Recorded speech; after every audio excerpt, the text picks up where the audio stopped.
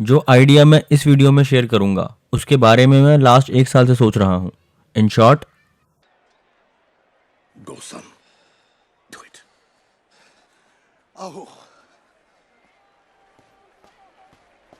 मिल्खा सिंह, ये आपकी जिंदगी की आखिरी रेस साबित हो सकती है।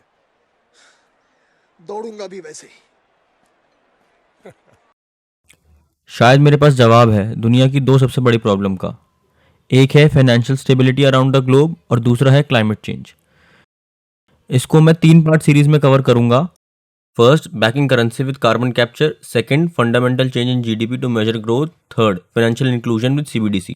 आई नो कि मैंने ये बहुत बड़ा क्लेम किया है, तो जुड़े रहिएगा क्योंकि कार्बन एंड कैपिटलिस्ट की हर वीडियो की तरह ये वीडियो भी आपको कहीं नहीं मिलेगी। अब शुरू की वीडियो में हम बेसिक से शुरू करेंगे।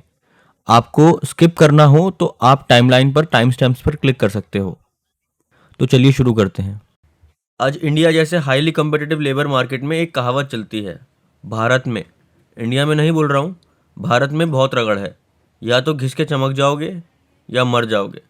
और इसी भारत में आपकी क्लाइमेट चेंज की आवाज़ छोड़ो गूंज भी नहीं आती, आती है तो सिर्फ 2 टाइम की रोटी की गुहार। पर आज जवाब है मेरे पास। आज के टाइम में पैसा एक ऐसा मीडियम है जिससे हम हर इंडस्ट्री में हर तरीके की फैक्टर ऑफ प्रोडक्शन, यहाँ तक कि ह्यूमन की क्वालिटी ऑफ लेबर को भी नाप सकते हैं। तो पैसा एक इंडेक्स हुआ, या बोले तो इंची टेप हुआ, जिससे आप मार्केट में हर एक खरीदने बेचने वाली चीज़ों को नाप सकते हो। तो अब आप नाप सकते हो तो आपके पास एक स्टैंडर्ड तरीका है जिससे आप नेटवर्थ, इनकम, प्रॉफिट, नुकसान भी नाप सकते हो। तो money is not wealth, money measures wealth. इसलिए वेल्थ बनाने के लिए सदियां और दशक लग जाते हैं, पर पैसा आप एक रात में बना सकते हो। पर एक बहुत ही इंपॉर्टेंट पार्ट जिस पर मैंने ऊपर बात नहीं की वो है कैपिटल और नेटवर्क, जिसको बनाने में टाइम और एफर्ट दोनों लगते हैं। अब यहाँ पर ट्रस्ट एक बहुत बड़ा फैक्टर है। अब हर बिजनेस में सप्लाई चेन होती है, या फिर कुछ चीज़ें कोलैबोरेटिव एफर्ट से बनाई जाती हैं। और अगर चेन में हर एक लिंक श्योर है कि मेरे पैसे मेरे को कभी भी मिल जाएंगे, तो शायद फाइनेंसिंग की ज़रूरत ही कम पड़े। अगर सरिया वाला, इंजीनियर, आर्किटेक्ट को भरोसा हो कि मेरे पैसे डेवलपर मेरे को कभी भी दे देगा, और बायर को कॉन्फिडेंस हो कि मेरे सपनों के घर की पोजीशन बिल्डर टाइम से दे देगा, तो आसान दरों पर लोन मिल जाएगा। तो यहाँ पर पैसा ट्रस्ट और अनसर्टेनिटी को ब्रिज कर रहा है। अब मनी का एक और यूज़ है, that is store hold of wealth, जिसका मतलब है आप अपनी आज की मेहनत से कुछ ऐसा खरीदना चाहते हो जिसकी कीमत आने वाले टाइम में ख़राब ना हो महंगाई की वजह से। और इससे मैं पूरी तरह एग्री नहीं करता, क्योंकि डेवलपिंग देश के सेंट्रल बैंक बोलते हैं 4% inflation is good for economy. अगर 4% से हर साल आपकी नेटवर्थ कम हो जाए तो 20 साल में उसकी वैल्यू सिर्फ 44% बचेगी। स्टोर होल्ड ऑफ वेल्थ तो है, पर बेस्ट बिफोर के डिस्क्लेमर के साथ।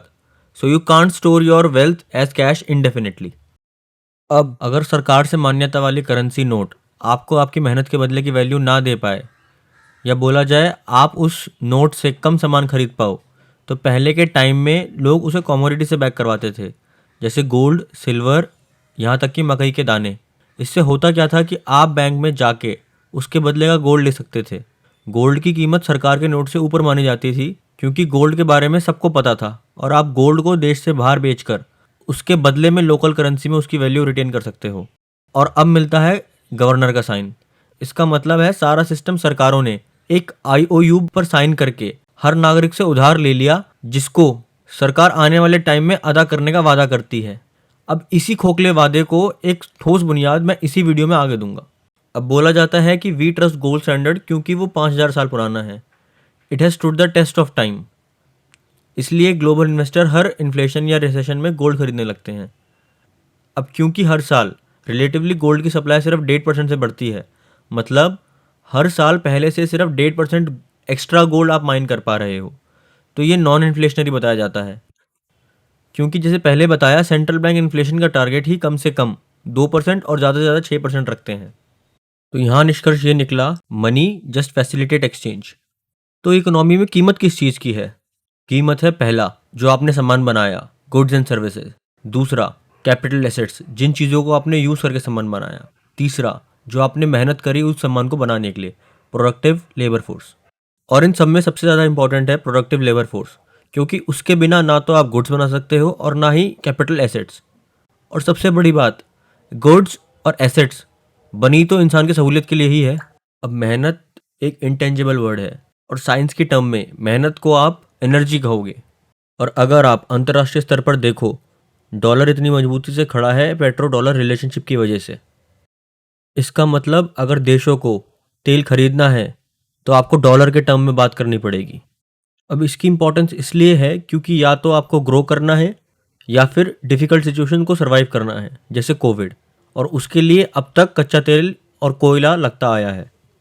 तो अब हम बात करते हैं कि आज के टाइम में वैल्यू किस चीज़ की होनी चाहिए। पहला, life of people and the planet. Second, more equitable world. Third, financial inclusion. तो हम कर क्या सकते हैं? My idea is to map currency against carbon capture and carbon sinks. Reason being, business में पहले पैसा चाहिए होता है, उसके बाद गुड्स या सर्विसेज बनाई जाती हैं और फिर प्रॉफिट में से कुछ पार्ट बहुत से कंप्लाइंसेज और सोशल कॉजेज की तरफ दिए जाते हैं। फिर इन सब में से एक बहुत छोटा सा पार्ट एनवायरनमेंट प्रोटेक्शन की तरफ जाता है। पर जैसे मैंने पहली वीडियो में बताया, कार्बन तो आपका हर चीज़ बनाने में निकलता है, जैसे कोयले से बिजली, petrol, agriculture, plastic, cement, manufacturing. और जितना कार्बन निकलेगा उतना ही क्लाइमेट चेंज जल्दी होगा। तो आइडिया है पहले सोसाइटी एज एन एंटिटी को कार्बन न्यूट्रल होना पड़ेगा, उससे आपकी करेंसी बनेगी और इकोनॉमी में सर्कुलेट होगी। और यही तो इकोलॉजिकल इकोनॉमिक्स में बताया जाता है। अब ये होगा कैसे, उसके लिए चलते हैं हम एक नई प्रॉब्लम की तरफ, वो है central bank digital currencies, CBDC in short. अब क्रिप्टो करेंसीज का सेंट्रल आइडिया है कि हमें अपने ऊपर कोई सेंट्रल बैंक नहीं चाहिए हमारी मेहनत का पैसा मैनेज करने के लिए, क्योंकि central banker repeatedly market inflate कर देते हैं, उससे हम जैसे आम लोगों की मेहनत डिस्काउंट हो जाती है। हमें डिसेंट्रलाइज सिस्टम चाहिए जहां सरकार का कोई इंटरफेयर ना हो। पर विश्व भर की सरकारें उसी के अगेंस्ट ही सेंट्रल बैंक की क्रिप्टो करेंसीज लॉन्च कर रही हैं। The programmability of CBDC will allow the couponization of money. आपके पास कितना पैसा है, आप उस पैसे का क्या खरीद सकते हो, कब खरीद सकते हो, कितनी चीज खरीद सकते हो, ये सब सीबीडीसी से कंट्रोल हो सकता है। और हमें अभी तक ये भी नहीं पता कि हम इसे अपने करंट फाइनेंशियल सिस्टम के साथ कैसे इंटीग्रेट करेंगे। सीबीडीसी से ऐसा भी हो सकता है हमें घर का राशन कूपन में मिले जो 1 मंथ के बाद एक्सपायर हो जाए, जैसे सोडेक्सो के कूपन मिलते हैं। हो सकता है आप सीबीडीसी से गोल्ड या बिटकॉइन ना खरीद पाओ। हो सकता है गवर्नमेंट चाहे कि people belonging to certain race, ethnicity, religion के पास ज्यादा पैसा हो, तो central banker can credit those account. हो सकता है आप क्राइसिस के टाइम पर प्लेन या ट्रेन की टिकट ना बुक कर पाओ। और ये सब होगा in the name of economic stability, national integrity. The government can not only control free market but free speech and free will as well. यहां पर मैं मेयर रॉथचाइल्ड को कोट करूंगा, जिसने कहा था, मेरे को देश का पैसा कंट्रोल करने दो और मेरे को फर्क नहीं पड़ता कौन संविधान में कानून लिख रहा है। इसीलिए ही इन सब बड़ी चीजों में फ्री मार्केट से इंटरवेंशन होना बहुत जरूरी है। The answer I got is back central bank digital currencies with carbon sinks. तो यहां हम चेंज ये कर रहे हैं कि पहले सोसाइटी कार्बन कैप्चर करे, कार्बन सिंक्स बनाए, जितना आपने पर टन कार्बन पर पैसे सेट करें उस हिसाब से आप करेंसी प्रिंट करो और वही फिर नेशंस में सर्कुलेट हो और उसी से एम्प्लॉयज की सैलरी मिले। अब इसके अपने चैलेंजेस हैं और सबसे बड़ा है cost of operating these technologies. पहला कार्बन कैप्चर, दूसरा सीबीडीसी और तीसरा स्पेस टेक। कितना कार्बन एमिट या स्टोर हुआ ये हम एनालाइज कर सकते हैं सैटेलाइट डेटा से। इन सब टेक ऑपरेशंस के लिए हमें स्किल्ड लेबर नहीं, वर्ल्ड के टॉप माइंड्स चाहिए। पर इन सब का आंसर है कि हम इस सब को स्मॉल स्केल पर कर सकते हैं। This policy has the potential to be most democratic form of money. We can only trust life form rather than inanimate object. हम गोल्ड स्टैंडर्ड को ट्रस्ट करते हैं क्योंकि वो 5000 साल पुराना है, but there should be a life form backing a humanities effort. आप गोल्ड से बात करके ये नहीं बोल सकते कि भाई मेरे को मेरी मेहनत कीमत वापस कर, जब दुनिया में हर जगह ही हाई इन्फ्लेशन, हाई डेट और फूड शॉर्टेज है। आप ट्रस्ट कर सकते हो हमारे नेचुरल कैपिटल पर। अब या तो ये लाइफ फॉर्म है या फिर लाइफ फॉर्म को सपोर्ट करते हैं। अगर इस सिस्टम में गवर्नमेंट देश के लोगों को वैल्यू ना दे पाए तो फ्यूचर इंडस्ट्रियलिस्ट को कार्बन रिजर्व मिल जाएंगे, जिससे वो प्लास्टिक, आर्टिफिशियल वुड, खेतों में खाद, बायोडीजल से जेट फ्यूल कन्वेंशनल तरीके से बना सकते हैं। बिजनेसेस वो चीज़ें बना सकते हैं जिनकी इकोनॉमी में ज़रूरत और कीमत है। दोबारा कार्बन एमिशन से नदियाँ सूखेंगी, ओशन सेलिनेट होंगे, एयर पोल्यूशन भी बढ़ेगा। देशों की सरकारों को लिटरली नेशनल एंथम की कसम लेनी पड़ेगी, क्योंकि हर देश अपने नेशनल एंथम या अपने देश के फ्लैग में अपने नेचुरल कैपिटल का गुणगान करते हैं। आज से पहले सिल्वर या गोल्ड की डिस्कवरी और माइनिंग बहुत ही चुनिंदा हाथों में थी। अगर माइन होते भी थे तो एक स्टेडी स्टेट पर, जिससे हम अपने नेचुरल रिसोर्सेज ओवर एक्सप्लॉइट ना करें। उसके ऊपर एनवायरमेंटल ग्रुप्स या फिर लोकल रेजिडेंट माइनिंग अलाउ नहीं करते थे। पर यहाँ पर कोई लिमिट नहीं है। आप इंडस्ट्रियलिस्ट हो तो आप मेगा स्केल पर कॉस्टली कार्बन कैप्चर प्लांट लगा सकते हो, और अगर आप किसान हो तो आप एल्गी कल्चर कर सकते हो, जो कि ज़्यादा से ज़्यादा 400 टाइम्स ज़्यादा एफिशिएंट है पेड़ों से इन कैप्चरिंग कार्बन। ये फोटोसिंथेटिक बैक्टीरिया होता है जो 120 करोड़ साल पुराना है। अब आते हैं what's the pros of this idea. पहला, ये एक बहुत बड़ा सिंबॉलिक मूव होगा जो उन कानों में भी शोर करेगा जहां क्लाइमेट इमरजेंसी की जू नहीं रेंग रही, और क्लाइमेट एक्शन को मौका मिलेगा सेंटर स्टेज पर आने का। दूसरा, कार्बन कैप्चर में बहुत रिसर्च होगी और कार्बन कैप्चर का प्राइस और कम हो जाएगा।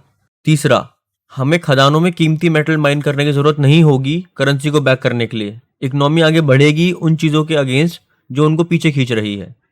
चौथा, इकोनॉमी में सिर्फ कीमती नहीं, धरती पर जिंदगी को बनाए रखने में जो जरूरी है उसकी मान्यता होगी, जैसे फूड, एनर्जी और शांति। पांचवा, कार्बन न्यूट्रल बिजनेस को बढ़ावा मिलेगा। और इसी के साथ आज की वीडियो खत्म करते हैं। और आज मैं आपको सिर्फ लाइक और कमेंट के लिए नहीं बोलूँगा, इस वीडियो का पर्पस उससे काफ़ी बड़ा है। आई वॉन्ट कि आप लोग इस वीडियो को इतना शेयर करें कि ये UN, IMF, world bank, world economic forum और कॉप तक पहुँचे। And like always, thanks for watching and stay tune for part 2।